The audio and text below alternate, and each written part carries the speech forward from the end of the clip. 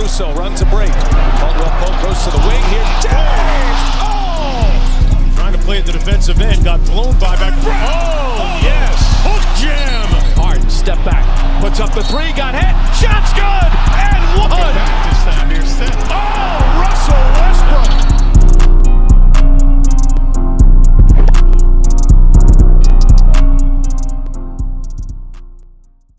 Saturday primetime game that they have on the ABC. Now, Kevin Durant has been out for the past 3 games, not for injury, but because of contact tracing of the COVID, the COVID, as some people call it, from COVID-19. Associate of his that he was riding around with the day of the game they played last week against the Raptors tested positive for COVID.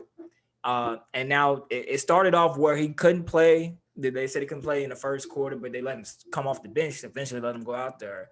They only pull him again in the third quarter. Now, this caused some confusion. I was watching the game. I was confused. I was like, hold on. I was like, I don't know what's going on. I had to, tell my girlfriend, I'm like, hold on, be quiet, because I don't know what's going on. Where Kevin Durant at?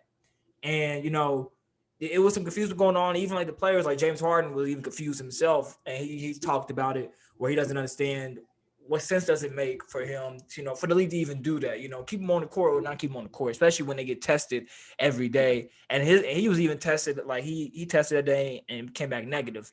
And obviously as he's coming back tomorrow, all his results been negative. So he makes sense in that because there is like, as we talked about before, just the optics of what the league is trying to do in terms of just how people are going to see, how they're going to respond to the COVID and the protocols they put in place.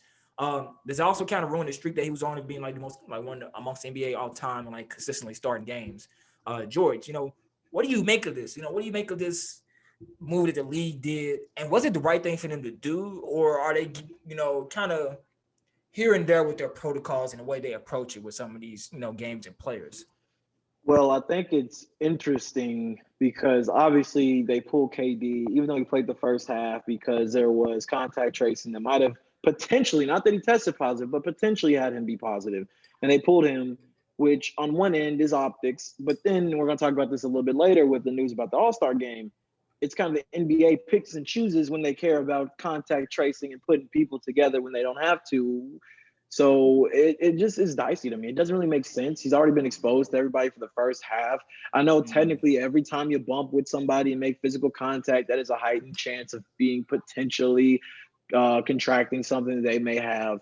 But at that point, he played, I don't know how many minutes he played in the first half, but I'm sure he played at least like 15 to 16. He's been playing a lot of minutes. He's been bumping with a lot of people. He's touching the ball pretty much every possession. He's got his touches on that ball. And at that point, unless you use a hand sanitizer every single time he touched it in the first half, there's nothing that he was going to do in the second half he already didn't do in the first around being in contact with anybody. So it doesn't really make sense to me. I guess you got to be safe, just being safe and sorry. But I don't think it really fits well. And I don't think it was the right move to make. It's an interesting point you brought up about like he was already in the game. He was already touching, all these people, because my girlfriend even made that point about, it makes if that's the case of why they put him out of the game, they should have just stopped the whole game itself. Because like you said, He's already been in the game. He's already touching everybody. Like what sense did it make to keep him in? So if you even have like your like non-casual viewers like making this assessment of what's going on,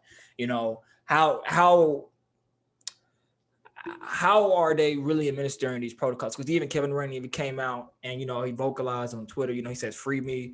And, he quoted a tweet that somebody talked about like how, people on TV are using some of this jargon, to try to, make, just protect themselves. Like I said, it's all about optics. They're kind of doing that. It's all about spinning and optics. Yeah. Everything about it is optics. And it's really, and what makes me annoyed by it is that it would be fine if they kept it consistent. But as we're going to talk about later, they didn't. So it just comes down to what are the NBA standards of what's a worthy risk and what's not.